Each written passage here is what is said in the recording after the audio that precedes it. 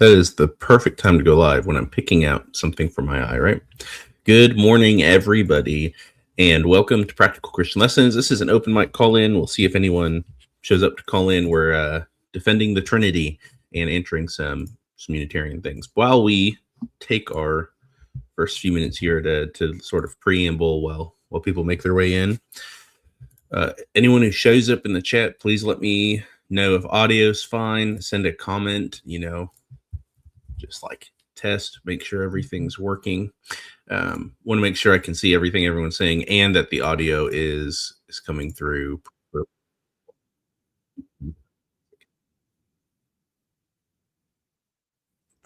Because I have a pea brain. And hopefully that does. Testing. I think audio is good. All right. Well, right now audio sounds fine to me. So if that changes, let me know. I also have to close out my own stream here. But yes, good morning, everybody. So we'll be talking about the Trinity. That's why we've got these big old stacks of books here behind me, and then one in front of me. But first, I want to open it by reading a little bit of the Psalms and some of Charles Spurgeon's words. This is Spurgeon in the Psalms. This is a great devotional. I highly recommend it. But Spurgeon also wrote The Treasury of David, 3 volumes sitting around somewhere in this office. And there are a series of sermons, lectures, etc. on the Psalms, all 150. I highly recommend it, especially because he has a whole book on Psalm 119, so, which makes sense because of how big it is. I just love the preface to this. I gotta read the first part of this. My preface shall at least possess the virtue of brevity, as I find it difficult to impart to it any other. It just cracks me up. Anyway, Psalm 1. Blessed is the man who walks not in the counsel of the ungodly, nor stands in the path of sinners, nor sits in the seat of the scornful. But his delight is in the law of the Lord, and in his law he meditates day and night. He shall be like a tree planted by the rivers of water, that brings forth fruit in its season, whose leaf also shall not wither, and whatever he does shall prosper. The ungodly are not so, but are like the chaff with which the wind drives away. Therefore the ungodly shall not stand in the judgment, nor sinners in the congregation of the righteous. For the Lord knows the way of the righteous, but the way of the ungodly shall perish. Spurgeon says faithfulness is an essential quality of gracious people, and that fruitfulness should be seasonable. Those persons' leaf also shall not wither. Their faintest words shall be everlasting. Their little deeds of love shall be had in remembrance. He's got words, just what I wanted to read there. Part of the rules of engagement here for the live stream today, for anyone who catches up this after the fact, whether or not anyone joins, is in the description. Be respectful. Have your camera on. I want to make sure there's nothing strange about to happen when you hop on there. And that's the rules of engagement. Before we get into this, there are some things I just want to share that happened. Yesterday, there was a debate with Method Ministries. Lucas, this is his name. You can find him on Twitter. We're good friends. And he had a debate with Alex Soren on is justification for forensics. And if you don't know what that means, I think they explain in the debate. But yeah, Spurgeon, Treasury of David. So it's so good. It's so good. Here, I'll just drop the debate link in the chat. Forensic justification is there a legal justification or a legal aspect to justification? The answer is yes. I have a whole playlist on my channel called Sola Fide. You can go watch that playlist. I think there's at least one video in there on the topic. It was pretty clear. Alex, one, didn't understand historic Protestant teaching on justification, and 2, definitely did not understand the Wesleyan view of justification. That became pretty obvious. He sort of misread Wesley a few times. What happened, in my best estimation, is Alex understood, specifically the word nature, when John Wesley talks about 2 natures in justification, or or the nature of justification and the nature of sanctification. And then he read that as something that was very foreign to what Wesley was trying to talk about.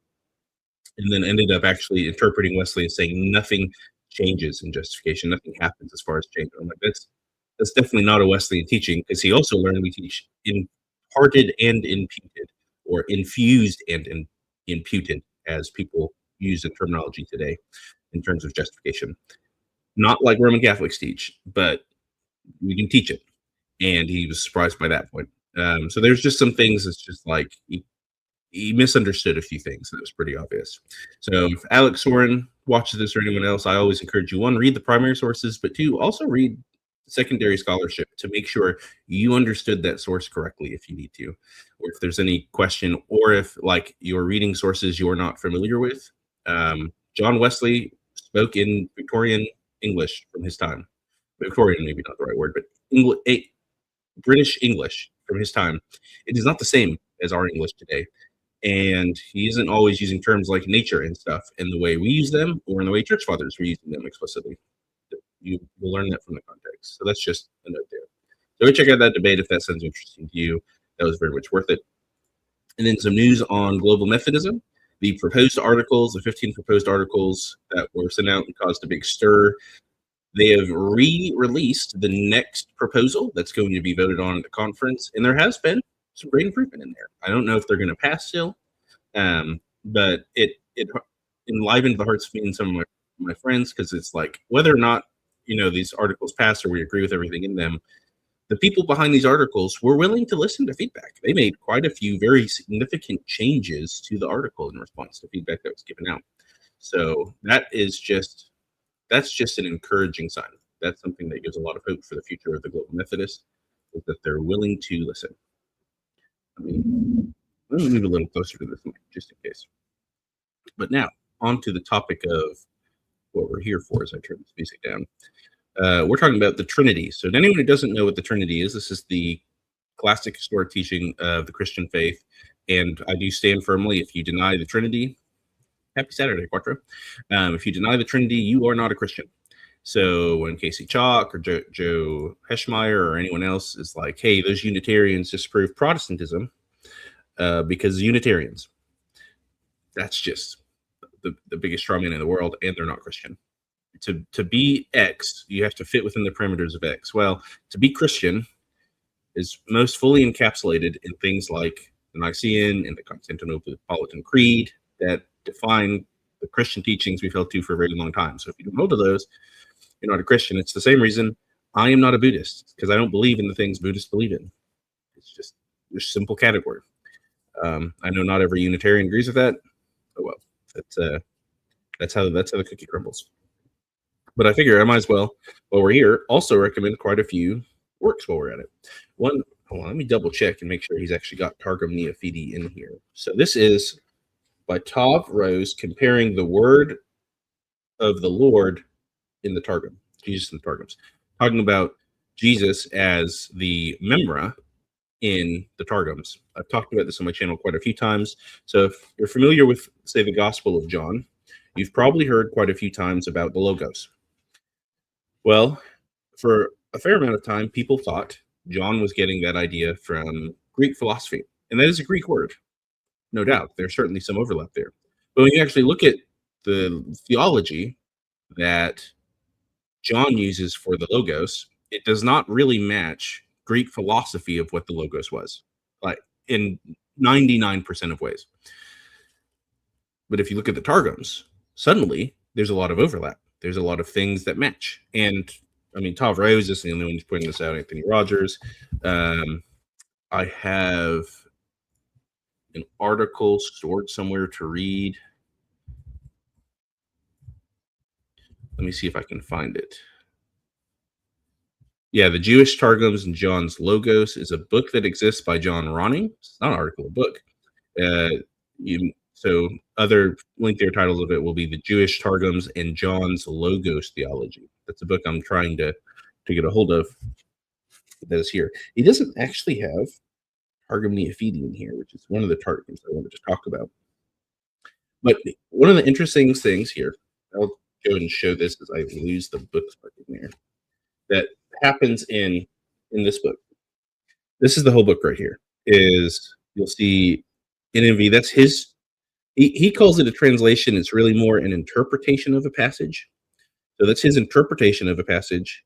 The JPS, the Jewish Publication Society translation, Targum Onkelos, the Palestinian Targum, and the Jerusalem Targum. So he puts his translation, the Jewish translation of whenever this was published, and then three targums beside it. And there's other targums that exist, like Targum Neophiti, which I mentioned. And then there's other times where we don't have multiple targums, like the Psalms targums. Let me see if he's even got the Psalms in here. It's been a bit since I read through this. Deuteronomy, Isaiah, Numbers. So this is not a. Oh, he does have the Psalms. He just put the Psalms after Isaiah. Ah, that's right. He followed that ordering. There's a specific ordering, in as people would say, the Jewish scriptures versus the Christian ordering. Good morning, Joe Burner. But this is something great. Like here, yeah, Psalm 33:4, that's a classic go-to. He says, "For the word of the Lord, Jehovah, Messiah, pre-incarnate, is right, and all his works are done in truth." So clearly, he has an interpretation that he's putting in here, not a translation, which the JPS translates, "For the word of the Lord is upright, and all his work is done in faithfulness." And then in following verse, or in the Psalms Targum, which is the only Targum on the Psalms that I'm aware of, "For the word of the Lord is right, and all his deeds are reliable." And then in verse 33:6, that's something I've talked about with Javier Perdomo. So this is a good book to get for, I mean, one, just showing some of the classic texts that myself and others go to point to the Memra in the Targums and the Word in Old Testament texts, but as well just to have access to something like that. There is a website that you can have. See if I can. Actually, I think I have it bookmarked here somewhere.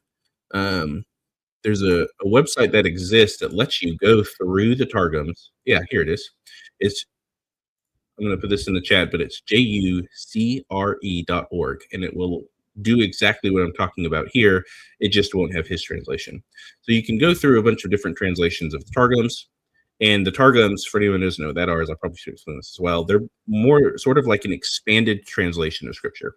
So it's a translation of the scripture, Hebrew Scriptures into Aramaic, but also their interpretation is added to the text. So this happened because in the Jewish exile, in when the first temple is destroyed, the Jews are taken into exile, and they still need the scriptures. Over time, they build the synagogues. Well, people also start losing the Hebrew language. They're not as familiar with it, but they become more familiar with Aramaic. So what happens is those who know Hebrew in the synagogues and such translate the scriptures into Hebrew and add some commentary alongside it. So they'll read a passage in Hebrew, and then they'll read the Aramaic alongside it, like afterwards. So the people will still hear the scriptures as they've been commanded to be read, and then they'll be also educated on at least some interpretations of what they mean. The other side of this means that we can look at the Targums and say, this is what a lot of Jewish people actually believed. This was what a lot of people have labeled street level Judaism, not because it's like popular level and not taught in the academy, but because this is what everyone was hearing in the synagogues. And it happens in Palestine, so there's Palestinian Targum in Jerusalem. It happens all over the place. So when we point to passages like this, we see quite a bit. And I'm actually going to pull up Targum Neophiti because this is probably one of the most clear Targums on plurality within the Godhead here. Let me see. What is yeah, so I'll actually share my screen for this. Unfortunately, I think they only have Genesis 1 through 8 here. Let me see if I can find a better available one here.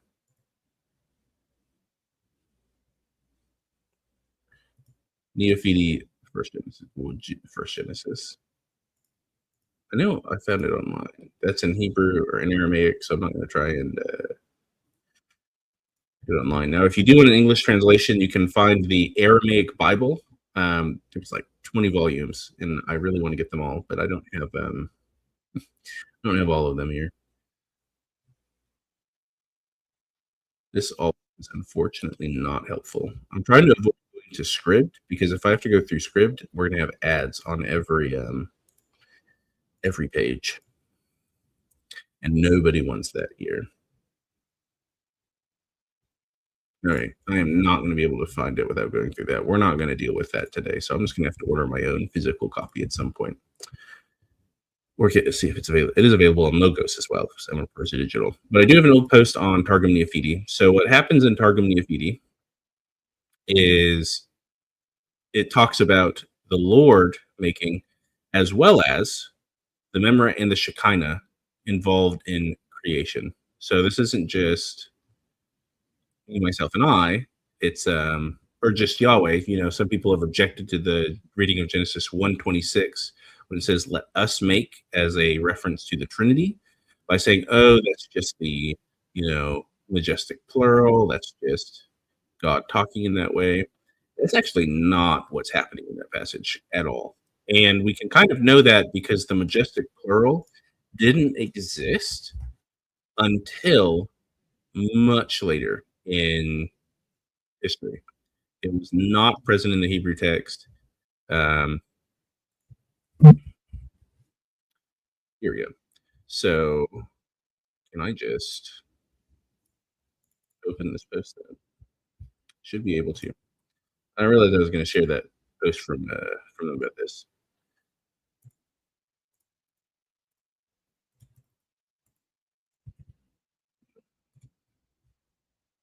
So I'll share this here so everyone can see it. I really should have planned this out better, but here we are. So this is Targum Neophiti. This is Genesis 1, the end of verses 24 through 31 here. So you can see, hopefully my mouse is here. I've kind of highlighted through here, according to the species, cattle and creeping things, and beast according to their species, right? Talking about the beast being made. And it was so according to his memra, his here being a reference to Yahweh. And the memra of the Lord created the wild beast of the earth, right? So it's not Yahweh created, the memra of Yahweh created the wild beasts of the earth according to their species, and the cattle according to their species, and all the creeping things. And it was manifest before the Lord. So we have this distinction here between the memra and the Lord, that it was beautiful and proper. And the Lord said, "Let us create man in our likeness, similar to ourselves." Notice they add in that phrasing there, that similar to ourselves. So not only is he saying, "Let us make," similar to ourselves. Their understanding here, what's obvious in the Hebrew, and this is why people have tried to use the majestic plural, the "let us create" here, the verbiage here indicates that the us is involved in the same action.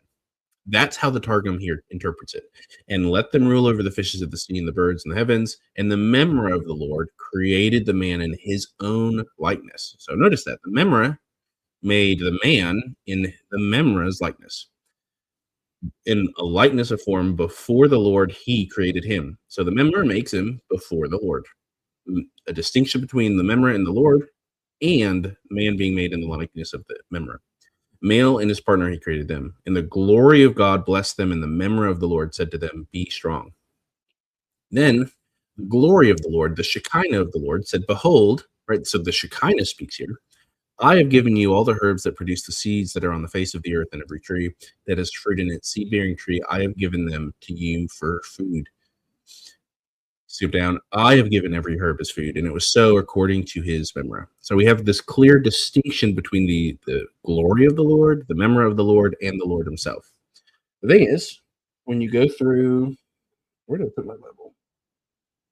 The actual Genesis 1:26 text, which we will just to demonstrate this, it's clear from that text the one involved in the act of creation is Yahweh. That's who's involved in the act of making. And then all throughout the Old Testament, the only figure involved in creation, the entire Old Testament, is Yahweh. That's one of the reasons he's said to be worthy of worship. But in Genesis 1, we'll just read 25 through 26 here. "God made the wild animals of the earth of every kind, and the cattle of every kind." So they replaced God made with the memra made, "and everything that creeps upon it of every kind, and God saw that it was good. Then God said, 'Let us make humankind in our image, according to our likeness, and let them have dominion over the fish of the sea, and over the birds of the air, and over the cattle, and over all the wild animals of the earth, and over every creeping thing that creeps upon the earth. God created humankind in his image. To the image of God, he created them. So clearly, yeah. So this is one of the most obviously Trinitarian targums. Other targums are pretty clear. Let me see what Tav Rose here put for Genesis 126, because I know that's 127. So God, Elohim, the living word, created man in his own image. In the image of God, the Messiah pre-incarnate created he, them, or he, him, male and female, he created them. And then Sarmangalo says, and the Lord created Adam in his image, and in the image of the Lord he created them. The Palestinian Targum, the Lord created man in his likeness, and in the image of the Lord he created him. One of my favorite things about the Palestinian Targum, it has a lot of flair. With 248 members, with 365 nerves, and overlaid them with skin and filled it with flesh and blood, male and female in their bodies, he created them. I love the Palestinian Targum. And the Jerusalem Targum just says, and the word of the Lord created man in his likeness. In the likeness of the presence of the Lord, he created him. The male and his yoke fellow, he created them. The reason that one is most unique and should stand out, the presence of the Lord is something that actually does pop up all throughout the Old Testament. Would not be necessarily incorrect to translate in at least some places the angel of Yahweh, the angel of the Lord, who I have several videos on in the Old Testament, as the angel of his presence, the angel of the presence of the Lord. That is something that pops up time and time and time again.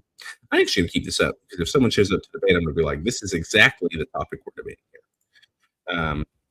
But I do have a video with Javier. Let me see if I can't, find the specific one and throw that link in chat.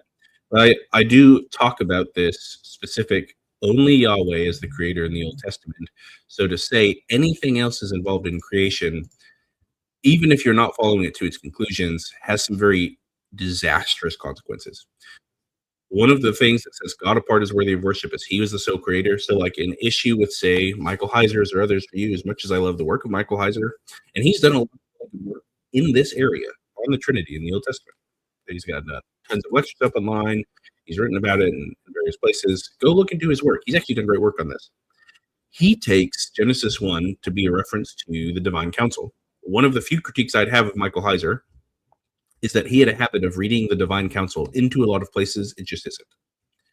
Genesis 1 is one of those places. If you say the let us make is involved there is anyone but Yahweh, the natural conclusion will be idolatry. Now, Heiser doesn't take it as those beings were involved in creation. So that won't be the natural outworking of his position. But if you do take the position that would say angels were involved in making man or something like that, well, now you have a problem, because according to the Old Testament, that would make angels worthy of worship.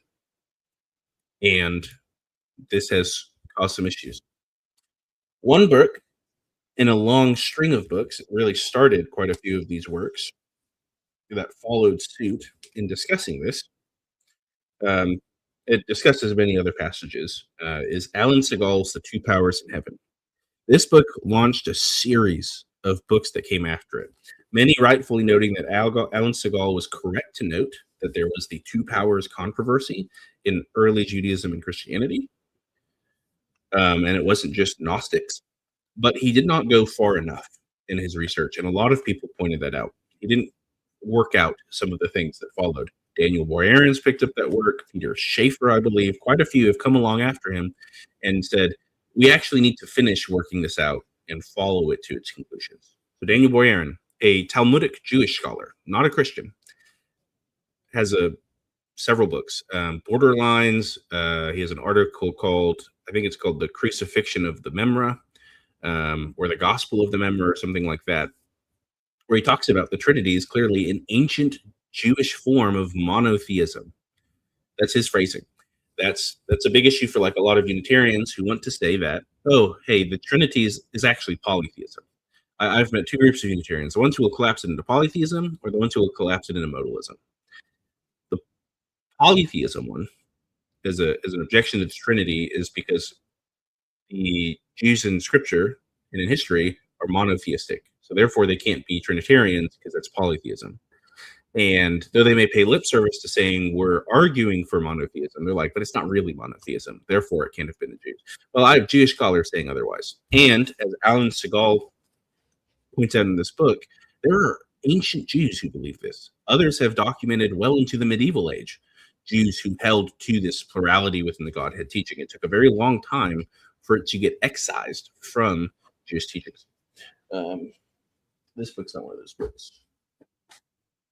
Another book that talks about that exact thing. Well, not that exact thing. He's got several things in here, but The Scepter and the Star by John J. Collins, the Messiahs of the Dead Sea Scrolls and other ancient literature. One of the things he points out in here, and I need to finish this book. But I need to finish this. This is one of the things he points out in here is something pointed out by others, is that in Second Temple Judaism, there was very clearly an idea of a divine Messiah. And we see that present in the New Testament when Jesus is confronted by the Sadducees, maybe it was Pharisees, maybe it was both of them, and is asked, "Are you the Messiah, the Son of God?" And he says, "Yes." They charge him with blasphemy. Why do they charge him with blasphemy? Because they understand he's making a divine claim.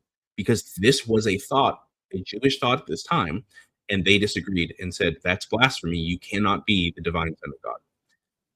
Work out for your own understanding why they charge him with blasphemy and reject it. There are different theories. Go read the literature on it, and you'll find some good conversations there. Yeah, I'll read this now. That is one of the evidences within the New Testament of this witness. I've made videos on this. I have a whole playlist on my channel called Defending the Trinity. You'll find quite a few of these videos I've talked about in there.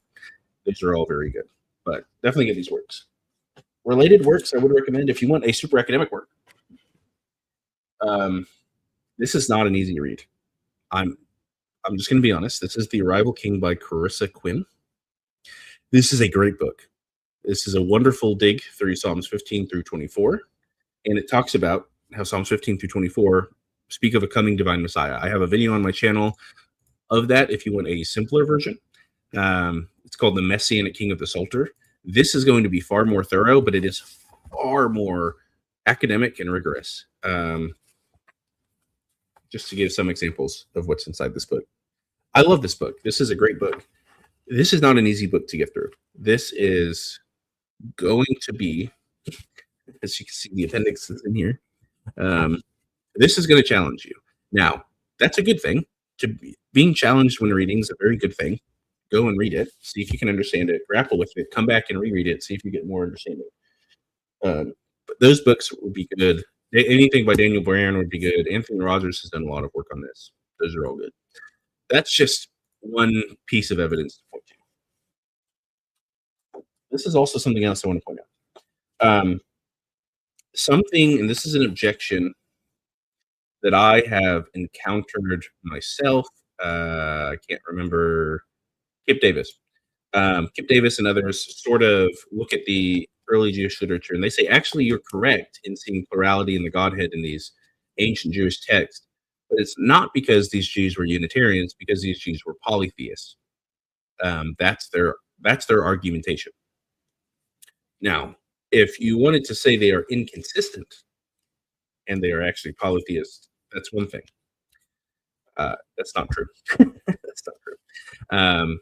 But that's the charge. So you have two very different, people who say the Jews were Unitarians, therefore they can't have believed in this plurality of the Godhead, and people who are looking at it and saying actually they were recognizing this plurality because they're polytheists. It's not a monotheistic God. You're just confusing what was going on there.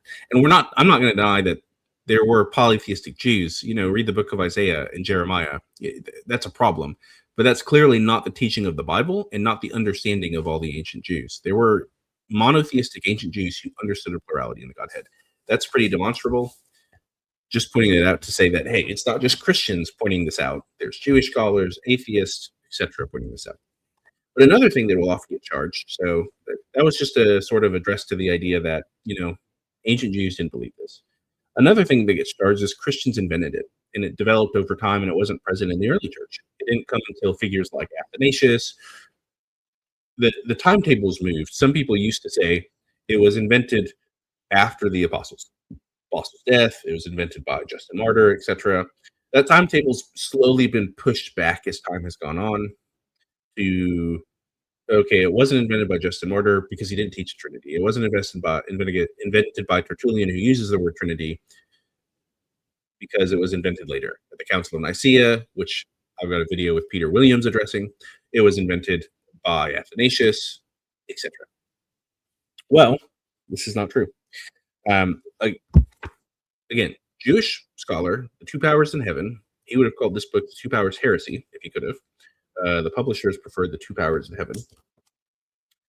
This is his understanding, addressing some of the earliest church fathers that have writings on this. So he's talking about Irenaeus against heresies, who's pre-Nicaea. He's talking about Tertullian and Justin Martyr here, which is first and second century.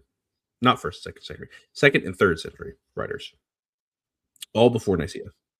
We're not going to work through this. This is very academic here. He walked through Psalm 51 and how it was used in the Two Powers controversy to speak about a divine Messiah. It's on page 228 through 229 if you're interested in reading the case for that. The rabbis writing later had the implication of three different aspects of deity is dangerous. They had a more emphatic Trinitarian argument that Irenaeus in mind. We can see from Irenaeus that the argument itself has an earlier and more primitive form. Joshua 24:19, on the other hand, provide a completely different argument in rabbinic text, and that of grammatic plurality. So they are recognizing there is plurality grammatically. They don't necessarily agree with how that gets worked out, though, and may not have originally related to the former traditions at all. The best conclusion about Joshua 24 is that the later addition to the rabbinic text. The rabbis did not hear about its Christian use until later than others, and even though we have independent witness that it was in use at an earlier time. Thus, Irenaeus shows us that the enthronement and theophany passages in the Old Testament, so Psalm 2, Psalm 110, Daniel 7, all passages he's talked about up to this point, were very important to the Christian community and, in fact, heavily used by church fathers to fight against the new idea that the God in the Old Testament was not the God of salvation, a doctrine such as we find in Marcionism and Gnosticism. The heresy of two powers is often related to the church's debate about the nature of the Trinity in ways that have not yet been adequately treated. The history of that phenomena is best left for a separate work, and it was. But the main lines of the issue can be drawn here. Tertullian in 160 through 220 and Hippolytus in 235 both devoted their energies to defeating Gnosticism and Marcionism. However, they were also concerned to define the orthodox nature of Christianity. In doing so, they were more than once charged with believing in two gods by Christians of the modalist and monarchist persuasion. Those are both basically modalism, for anyone wondering. As early as Justin's time, Justin Martyr, there were Christians who objected to the idea that the Logos was numerically different from the high God. The first theologian of this type of whom we have significant record is Noetus of Smyrna. And Hippolytus tells us that Noetus believed so strongly in the unity of God that he had to maintain that the Father suffered and underwent death along the Son. Patria Passianism. Tertullian actually ends up laying into them. So he's laying out, in these early writers, there seemed to be a plurality and debate going on about that plurality, not that it was invented after them. One of the charges that's been laid on Tertullian, for example, is that when he uses the word Trinity, he's only talking about a triad. He's talking about the Father, the Son, and the Spirit, but not as one God. Now this is Alan Segal's reading of Tertullian here. Tertullian also debates with adherents of this modalistic heresy. In doing so this is his approach to Tertullian. Tertullian, makes binitarian use of all the scriptures which we have associated with the heresy of two powers. So you have to read the front half of this to know those passages. Furthermore, he is at pains to show that the two gods are presupposed by the Bible, one who spoke at creation and the second who created. But he goes on to correct the implication of dualism, saying that it is not fit to derive from these scriptures a notion of two separate beings, only two gods in number. Apparently, these modalists were accusing Tertullian in believing of ditheism, whereas he admits to being a Benitarian. When he goes on to talk here, and it happens with Justin Martyr, it happens with Origen, there are times that the earliest Christian writers will use the language of two gods, of two gods. In those same writings, though, they're very clear. When they say two gods, they do not mean two distinct deities. They're using that to distinguish between the persons in the Godhead, but are still talking about a singular Godhead. Alan Segal goes on to know that about Justin Martyr as well. He notes in the footnote early on the work. What he's pointing out is that the earliest Christian writers did have a plurality in the Godhead before Nicaea, before Athanasius. And I do have a playlist on my channel as well, expressly on the church fathers were Trinitarians, I think that's what it's called. Yeah, the church fathers were Trinitarians, specifically addressing a bunch of these things I was just talking about. You can go through there and you'll find quite a few specific addresses. I wanted to point that out here because that's one of the common charges that get thrown out against Trinitarians all the time. Those are great works to dig into. Before I get to the last part of this that I have planned for this morning, does anyone have any questions or anything before we move on? Is there questions about Second Temple literature, the Targums, about the Church Fathers, and some of the charges laid against them? Whatever you all would like to know.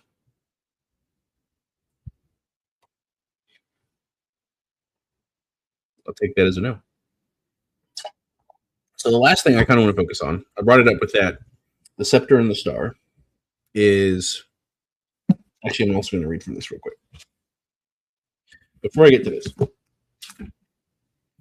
this is the Dictionary of Jesus and the Gospels.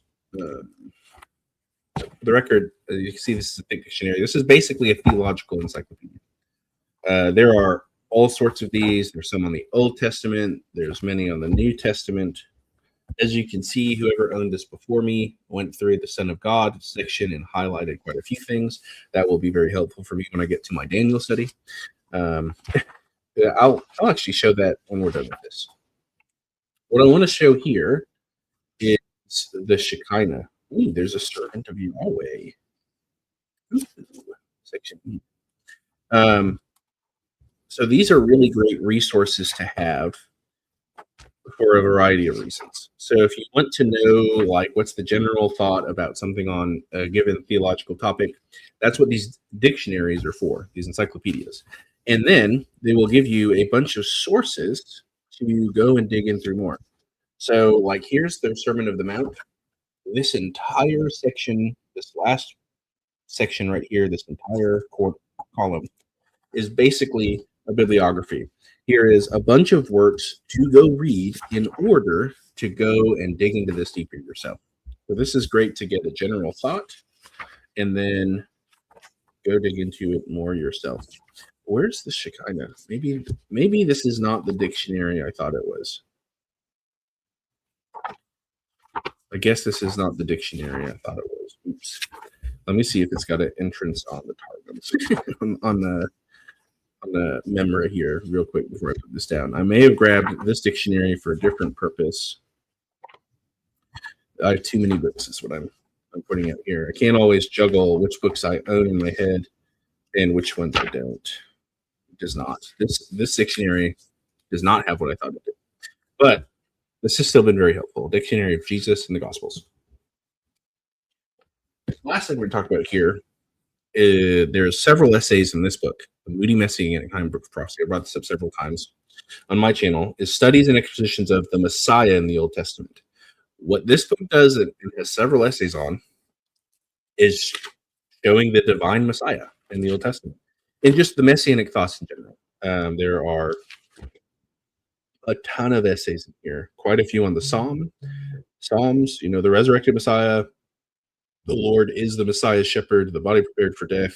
I'll be writing my own article on that later this year. Virgin birth, the deity of the Messiah in Isaiah 9. There's a bunch of really good essays in here. And one of the things this highlights is just how much in the Old Testament itself there was around the Jewish Messiah. But it also addresses things like how when we get to the medieval period, and we get to the primary Hebrew text many people still use today, which is the Masoretic text, there were quite a few very significant alterations the Masoretes did with the text, not by changing the text itself. So in Hebrew, it's all consonants.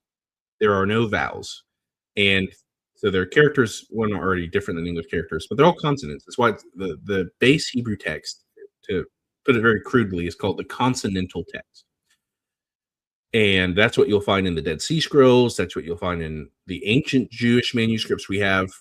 But we don't have a lot of complete scrolls of biblical text from early Judaism. But we do have the Masoretic text from the medieval period, which is the consonantal text. As far as we can tell, they actually did an incredible job of preserving the consonantal text. And we can see that from like how much overlap there is with some of the Dead Sea Scrolls of Isaiah with the Masoretic text and other passages, as well as looking at how different passages were interpreted and overlap. But what they did is they added vowel pointers. So there are little lines, dots, and stuff around the Hebrew symbols. And from that helps you interpret what the text is saying. It was mainly for people who were not native Hebrew speakers. So someone like myself, I'm not familiar enough with Hebrew. I would need the Masoretic text to help me interpret the text, because you can interpret consonants in slightly different ways with the vowel pointers depending on context and things like that. One of the famous examples is with Psalm 22. They interpret it not as "they pierced my hands and my feet," or as I talked about with Dr. Michael Montowers on the channel, "they dug my hands and my feet." I think he made a very good case for that presentation. And that video is called "Misread or Misunderstood: The Truth About Psalm 22 and Isaiah 53." It was a great video with Dr. Towers there. The vowel pointers are how they change the text. And what that text points out, and what Anthony Rogers pointed out, what I've pointed out, when it came to messianic passages, the Masoretes had a tendency to, instead of interpret it messianically, interpret it as an historical referent. So what that means, in 2 Samuel 23, when it talks about the Lord has spoken, it's talking about David. These are the last words of David. The Lord has spoken by me. I speak by the Spirit. The way they interpret that passage makes it sound like David is the referent. This one actually will. I'll pull out a Bible with text big enough. I don't have to. I don't have to wear glasses to read it. But in 2 Samuel 23, and in my video on the Psalms, I covered this. So the real meaning of the Psalms, go watch that video if you want a full breakdown of this. They say, "Now these are the last words of David. Thus says David, the son of Jesse. Thus says the man raised up on high, the anointed of the God of Jacob, and the sweet psalmist of Israel. The Spirit of the Lord spoke by me." The reason I read the start of verse 2 there is to point out, as an important side point, this is utilizing Hebrew parallelism, where it'll emphasize or repeat something by restating it or pointing back to it. So these are the last words of David. Thus says the man God raised on high, "The Spirit of the Lord spoke by me, and his word is on my tongue. The God of Israel said, the Rock of Israel spoke to me." So it's saying the Spirit of the Lord spoke by me, God spoke. The God of Israel said. This is saying the Spirit is divine, just to make that clear. But you can see there in verse 1, it makes it sound like David is the one that the Psalms are about, right? "Thus, David, the son of Jesse, thus says the man raised up, the anointed of God of Jacob, and the sweet psalmist of Israel." If you read the Septuagint translation, the Targum, they don't take that interpretation of the text. How they approach 2 Samuel 23:1 is David is speaking of the anointed one to come, of the sweet one of the Psalms of Israel. So they're interpreting it as I believe it was Michael Rydelnik, but maybe someone else wrote the essay, said messianically, as looking toward the Messiah to come, not as a historical reference to David himself. That happens with quite a few passages, not just Psalm 22, not just with 2 Samuel 23. It happens with Psalm 16. It happens with quite a few places that Rydelnik lays out in that essay and points out and makes the case for and shows how they did this. This is because they wanted to fight against Christian interpretation. And we know that this was happening in that time because we see it with figures like Rashi, who was just plain and open with that fact. He said, actually, yes, this is a better interpretation to fight against the Christian interpretation. We see other Jewish scholars noting this out. There is a essay. It's on Cambridge. So if you don't have access to the Cambridge website, you'll have to buy this. You can get access to it for $30. Like, you can purchase the article itself digitally for $30. It's not too bad. It's called The Development of a Jewish Exegetical Tradition Regarding Isaiah 53 by Joel E. Rembam. And the entire essay lays out how the early rabbis and church fathers and others, when the rabbis did speak on Isaiah 53, which was pretty rare for the earliest rabbis, but they did at times, they were largely interpreting it messianically. But as time went on, they changed the interpretation. The rabbis changed that interpretation and came to interpret it as a reference to the people of God rather than the Messiah, especially the Messiah as the one who represents the people.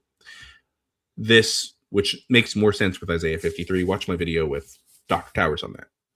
And this is a Jewish scholar noting, hey, a bunch of Jews over time, in response to the Christian interpretation and in response to Christian polemics and how this was being used, started to reinterpret this passage. He talks about Rashi, he talks about Ibn ben Ezra, some of the most notable Jewish rabbis in history did this. And that just is par for the course. I don't know where they are now, but like, there are two books I've recommended on the channel many times. Judaism's and Their Messiahs talks about this, and I believe, I can't remember the other one, but it's like Messiahs of Second Temple Judaism or something like that. Both of those books talk about that trace, that outline, that development within Jewish exegesis as well. How they over time began to reinterpret passages in response to what Christians were teaching. We can see that with the Targums. The Targums currently speak about the Memra, the Shekinah, and things like that. And then when you read later Jewish writings from after the time of Christ, they're just gone. They've been removed. They're not being spoken about. It's because the rabbis wanted to remove that teaching and not give ground to Christianity. But that is the brunt. That is the main three things I wanted to talk about today: is Second Temple Judaism and plurality within the Godhead, the early church fathers before Nicaea, before Athanasius, clearly believing in the plurality of the Godhead and the divinity of Jesus. And if you want archaeological evidence to support that, watch my video with Peter Williams. It's going to be like the second most recent video on my channel. It's called Did Nicaea Invent the Trinity? He's a scholar out of England, written quite a few really good books. Cannot recommend his work enough. And then the Messiah as coming would be divine. Which, funny, Jack, I don't know if Jack's still here, but Jack Barraclough in the chat, I did a video with him with the Good Shepherd of Ezekiel 34 and Jesus. You know, it kind of talks about that same idea as well.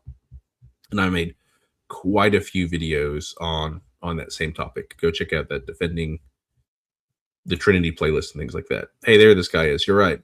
Hey, listen, we had a slow start because I was fumbling and bumbling, but hey, we got into a rhythm, and I think we covered some of the good basics. There's still, for anyone who watches this back, there's a lot of ground to dig into on each of those points. There's a ton of scholarship. There's more things I didn't talk about. This is a very big area of study and worth looking into, because, as I would say, you know, Jesus died for our sins. He is not just the Messiah, he is the Lord himself. That's how he ransomed our sins. As the psalmist says, one man cannot ransom another's life. It is too costly. Or atone for another. People will translate it different ways. His life is too costly, but God can. That's why God became flesh. That's why God redeemed mankind from our sinfulness, from our fallenness. If you don't know what our sinfulness and our fallenness is, read Romans 1, read Exodus 20. We have fallen short of the glory of God. We have sinned against the God who is most holy. And Jesus is our redemption. And if you don't understand who Jesus is, if you don't worship the God of Israel, the God of Christianity, then, you know, redemption is not there. Salvation only comes through God. So you need to get this right. That's why it matters. Does anyone have questions? Anglican Eckler, I know you were not here for most of the stream, but Zach, you are welcome to ask any questions. I'm willing to be on for up to 10 more minutes. If anyone has any questions or anything like that. What I probably should have done is prepared a bunch of links ahead of time to just put in the chat for all these things, but there we go. This is what we learned. Maybe next time. Kind of sad no one showed up for the open mic part, but maybe next time. This was not as well advertised or planned as it could have been, so that could have been good. I will link this video. It's relating to it. One objection people have raised to Jesus being the Messiah in general. Unsurprisingly, I have a playlist on my channel called "Defending or Jesus as Messiah." One of the charges that's been brought up is, did Christians invent the suffering motif of Jesus? Because the Messiah, and this is a true statement, this part of the statement's true. The Messiah was to come in victory as a triumphant warrior who would topple down the forces of evil. And then Jesus comes and dies on a cross. How is that image compatible? Well, unsurprisingly, Anthony Rogers has also done work on this. I made this video showing that there would be a suffering Messiah as well. In Judaism today, and throughout history, and I believe the Dead Sea Scrolls have this. Dr. Towers has an article on the Messianic forerunner in the Dead Sea Scrolls. He probably would know more about this. Came the study of two Messiahs. One who would come and suffer and die, and then one who would come as a triumphant warrior. Why did they come up with this? Because they could not avoid that from the scriptures. There was clearly this figure who would suffer for the people. That's why they have a Messiah ben Joseph and a Messiah ben David. You can read about that in like the Everyman's Talmud. If you don't want to read the thousands and tens of thousands of pages in the Talmud, the Everyman's Talmud has a section on Messiah ben Joseph and Messiah ben David. So go and check those things out for the suffering Messiah. That was not intended to be brought up today, but you know what? It felt on point in relating to it. Does anyone have any closing questions or anything before I hop off here? Or just thoughts in general? Anything's open here. This is a Saturday morning. We're chilling. Big chilling. Actually, I'm about to go work. They called me in, so I'm not going to be big chilling anymore, but it'll be a fun time. Okay, I don't see anything there. So everyone, if you're interested in any of these things, feel free to put comments, check out those resources, ask related questions. I have plenty more resources on the channel, plenty more resources in my library. I've got lots of stuff on tons of different things. So feel free to ask in the comments, questions. Feel free to join our Discord and reach out via email. You can find links in the email address on the homepage of the channel. On the See More, you'll see links and stuff in there. If you want to support what we're doing here, then feel free to follow us on Substack and other places. Of course, like, subscribe, share this video. But one of the things that a few ways to join us in ministry and in a more hands-on financial approach is through Substack. Everything we do is free. Everything I do will continue to be free. And I hope that a ton of the work I do in the future will also continue to be free. For example, I'm preparing this presentation for Javier Perdomo. And right now I am working on slide 117. And I have about 13 more pages, 11 more pages in this document I've been writing on the specific form. If that were to be put into regular pages, that's probably a little over or around 100 pages. If it were put in normal typeface and stuff. So lengthy work that will all be available completely for free. And I intend to keep being able to do things like that. If you guys want to support that type of work, go subscribe on Substack. You can do so for free, but you can also do so for money. That's one of the few ways to directly support financially. I know there's always, if you want to buy me books, but otherwise, just follow along for free and share this with people, and that'll help out as well. You guys have a wonderful day. God bless, and I will see you next time.